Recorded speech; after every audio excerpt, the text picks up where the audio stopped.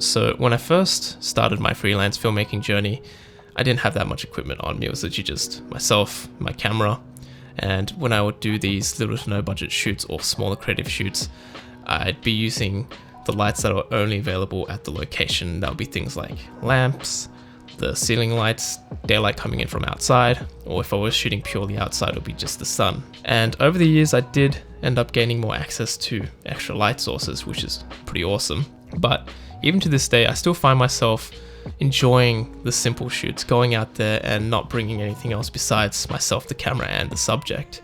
What this also taught me was really paying attention to the fundamentals of lighting in general, because lighting is kind of like that brush that you use to paint the frame, whether it's creating that focus, the tone, the mood of your subject. It helps to convey the story that you're trying to tell. With this video that I'm breaking down today, it was just a really simple creative shoot where it was myself, the camera, and the dancer. And also I did have a hair and makeup artist with me who helped to do the makeup on the side, and she did also help to record some of the sounds that I needed on the day itself. But besides that, I had no other equipment with me, no extra lights. What I want to talk about is my approach to using only the available lighting at a location to help light my shots. Let's jump into Premiere and dive into this video.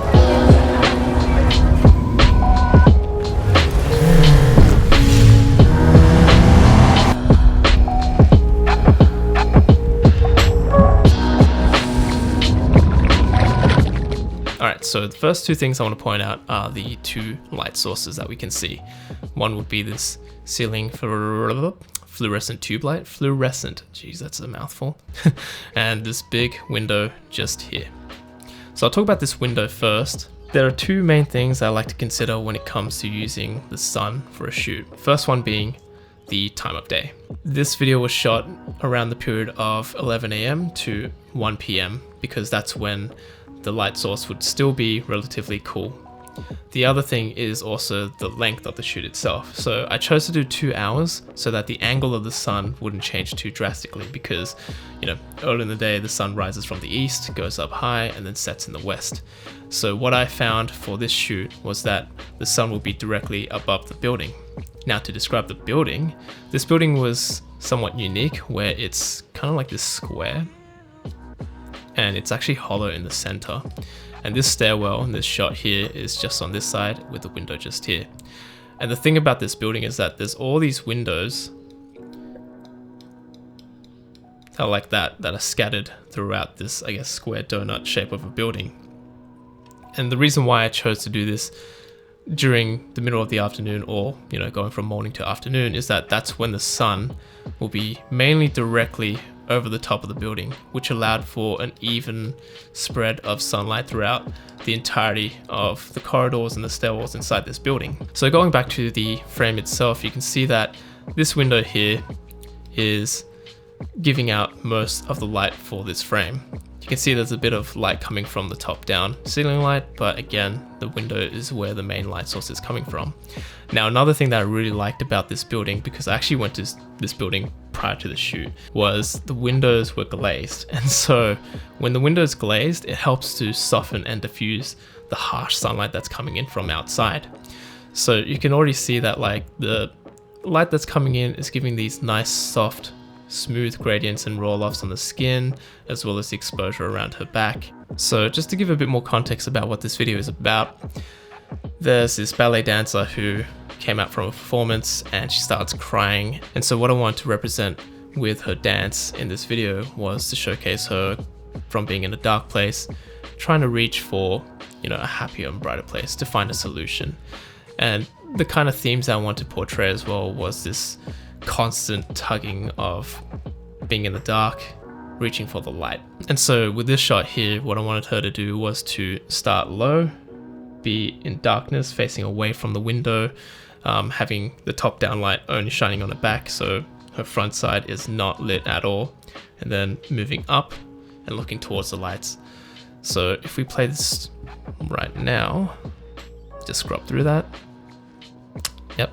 So you can see in this starting shot here, or starting frame here of the shot, there's little to no light shining on it at all. There's a bit of bounce that's coming from the ceiling light up here, and obviously the window light's just behind it here, which is giving a bit more fill.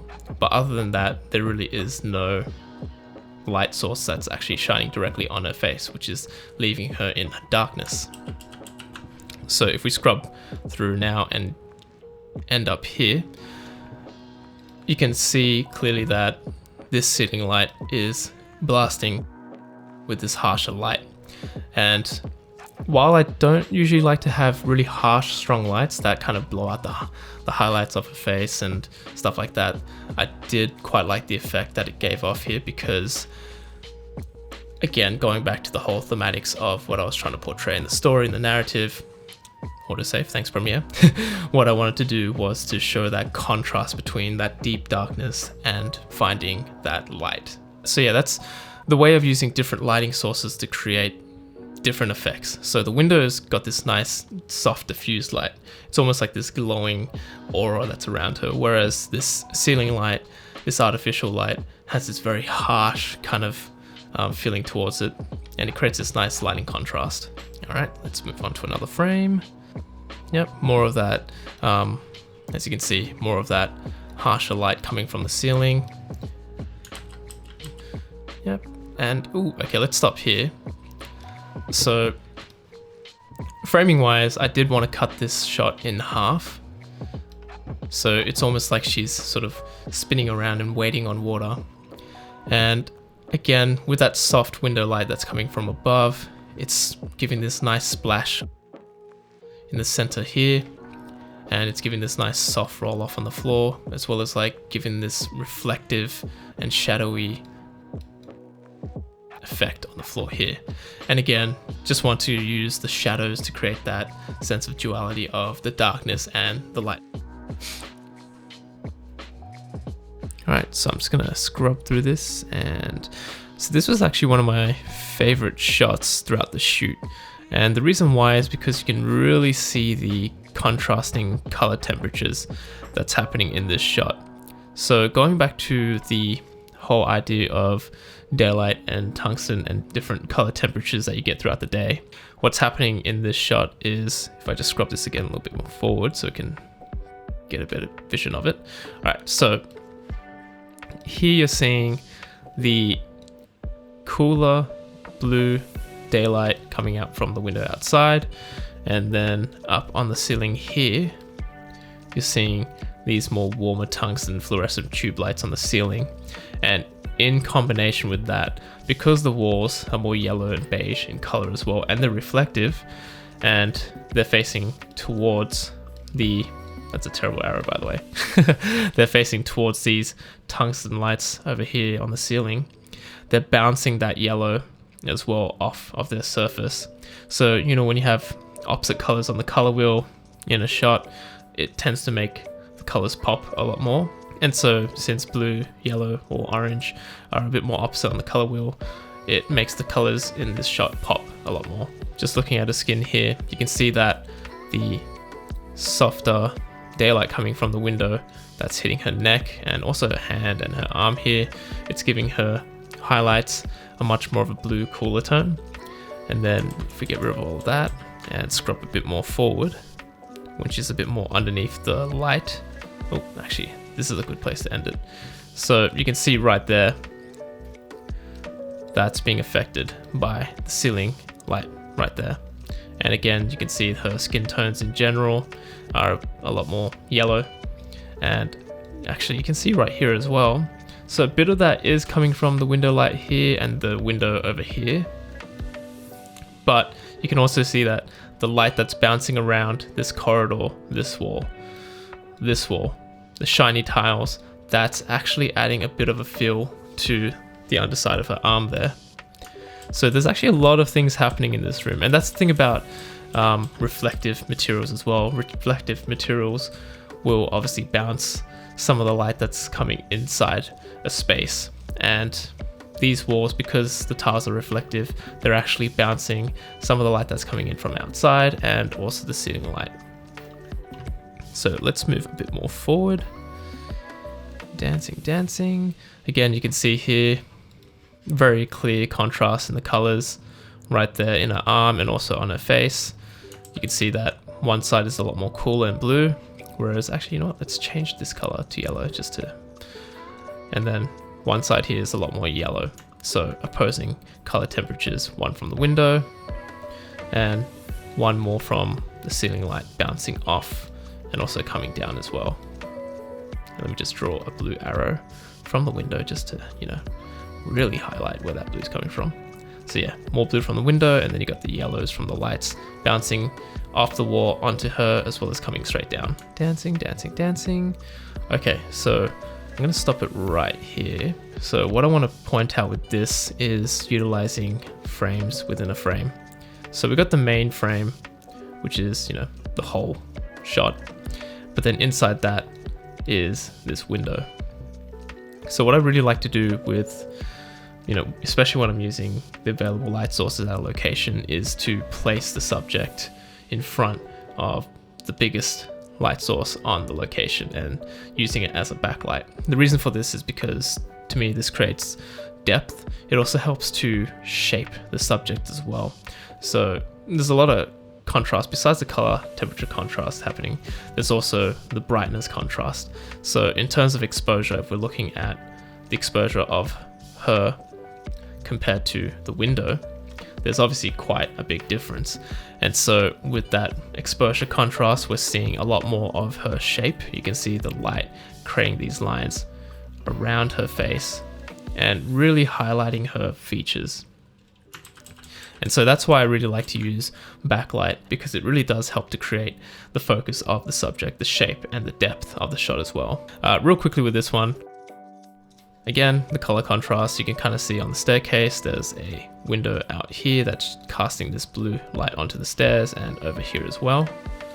And then again, using that frame within the frame, sorry, I'll do it this way actually, use a yellow.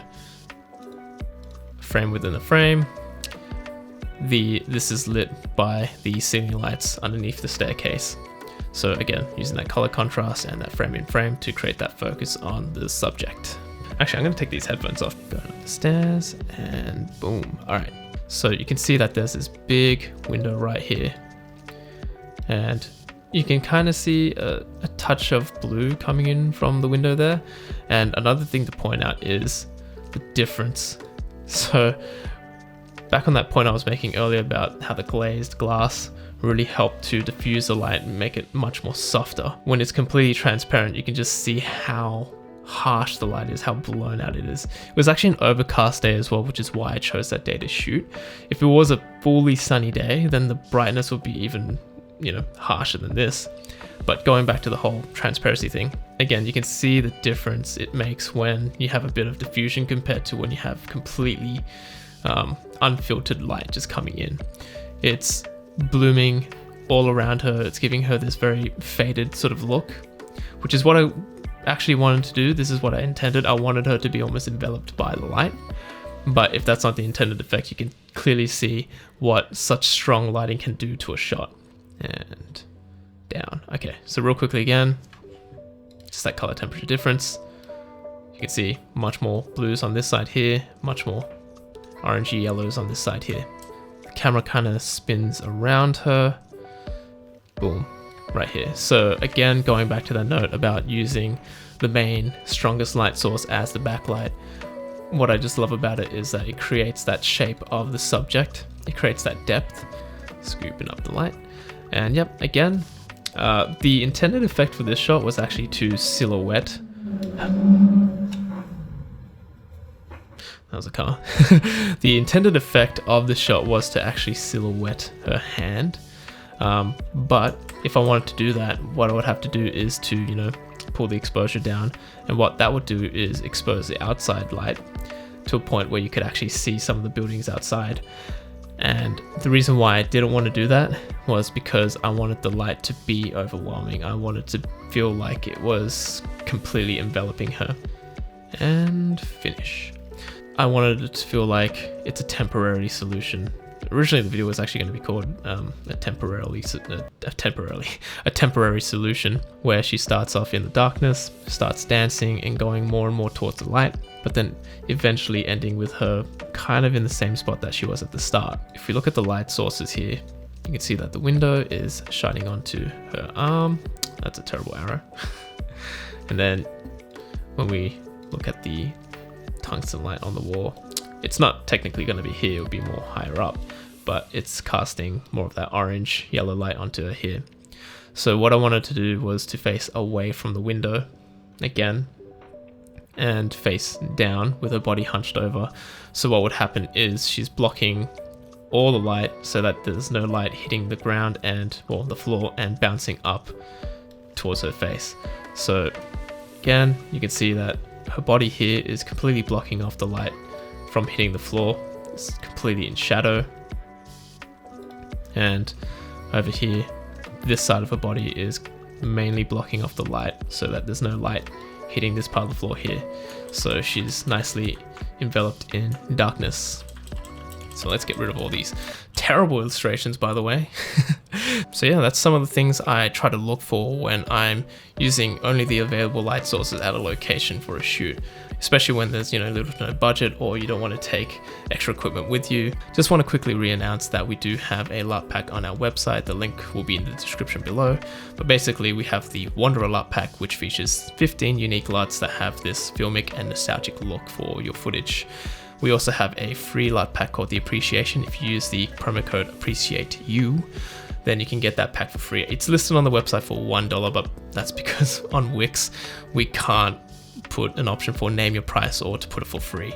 So at the moment it's listed for $1, but please use the promo code APPRECIATEYOU to get it for free. So thanks again for stopping by and watching another episode of Refine the Mind. My name is David and I'll see you guys all next time.